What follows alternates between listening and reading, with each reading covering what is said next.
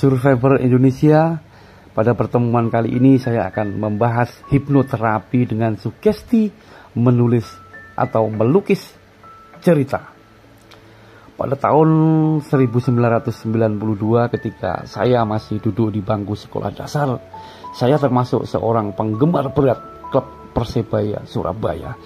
Ketika itu sedang bergulir musim Liga Perserikatan Divisi Utama, di mana klub kebanggaan saya Persebaya Surabaya harus menelan kekalahan di semifinal oleh PSMS Medan. Selama berhari-hari saya bersedih, saya tidak enak makan, hingga akhirnya saya menuangkan kesedihan tersebut ke dalam coretan-coretan ala-ala cerita pendek. Saya menuliskan hal yang kontradiksi dengan realita. Pada cerita tersebut saya berimajinasi seolah-olah Persebaya lah yang menang. Hal itu ternyata mampu mensugesti diri saya sehingga hilang dari kesedihan. Kembali ke cerita pendek.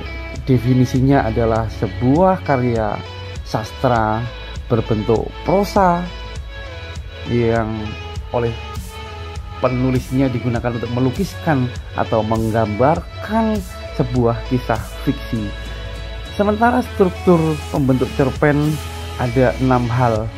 Saya skip saja karena ini teoritis banget dan akan saya sederhanakan menjadi 3 bagian penting. Pertama adalah pembuka, 2 isi cerita, dan yang ketiga adalah penutup.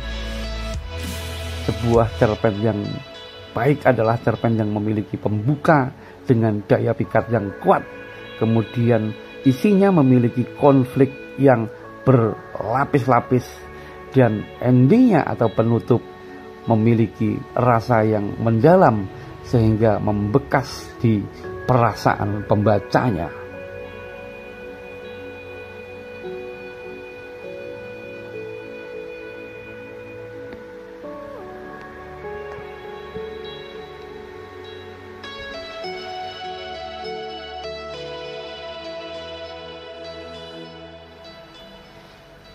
Jika boleh menjabarkan lebih dalam lagi, hal-hal yang saya sebutkan di atas tadi adalah unsur intrinsik sebuah cerpen. Ada tokoh atau penokohan, kemudian alur, latar, kemudian amanah, gaya bercerita, dan setting atau latar.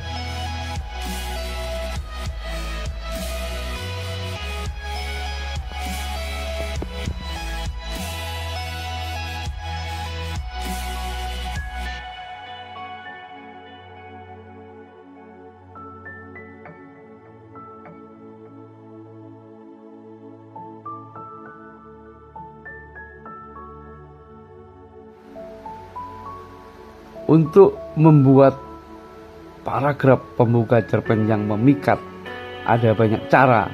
Saya akan mencontohkan 3 teknik. Yang pertama adalah describing a setting, kedua direct conflict, dan yang ketiga adalah tarik ulur kata. Pembahasan lebih detail tentang teknik ini akan ada di kelas-kelas yang saya buka, kelas menulis saya.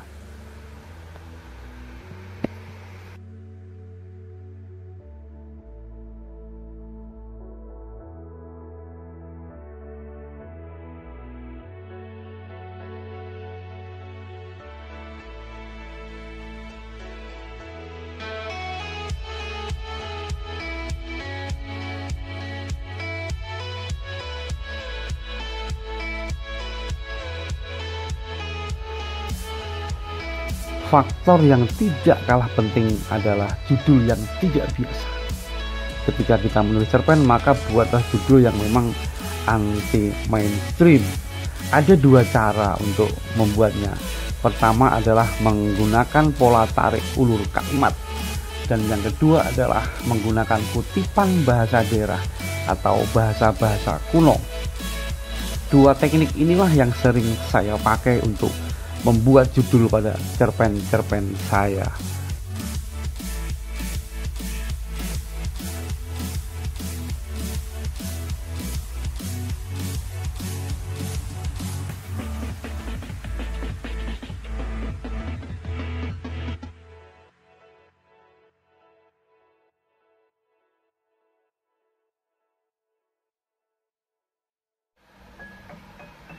Sebuah cerpen yang baik juga cerpen yang dianggap memiliki ruh.